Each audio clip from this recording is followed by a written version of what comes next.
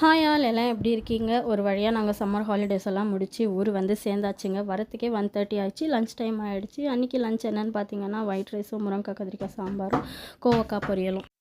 Lunch முடித்ததும் அப்புறம் என்னங்க பாத்திரம் கழுவுற வேலை தான். எல்லா பாத்திரத்தையும் எடுத்து போட்டு வாஷ் பண்ணிவிட்டு, பொதுவாக எனக்குன்னு இல்லைங்க, எல்லா லேடிஸ்க்கும் அப்படி தான் நான் நினைக்கிறேன். எல்லா கிச்சன் வேலையும் முடிஞ்சால் தான் ஒரு வேலை முடிஞ்ச மாதிரியே ஒரு சாட்டிஸ்ஃபேக்ஷன் நமக்கு இருக்கும். பர்சனலாக எனக்கு அப்படி தாங்க. சிங்கில் ஒரு பாத்திரம் இருந்தாலும் எனக்கு எந்த வேலை மேலேயும் ஓடாது. அதை நீட்டாக வாஷ் பண்ணிவிட்டு கிச்சன் க்ளீன் ஆனால் தாங்க எனக்கு அடுத்த வேலை மேலேயே ஓடும். அப்படி தான் ஓரளவுக்கு கிச்சனெல்லாம் க்ளீன் பண்ணி முடிச்சிட்டேங்க. ஆனால் நம்ம எப்போவுமே ஊருக்கு போயிட்டு வந்தாலே ஒரு வீக் அளவுக்கு வேலை இருக்குங்க. ஒரே நாளில் முடிகிற வேலை இல்லை.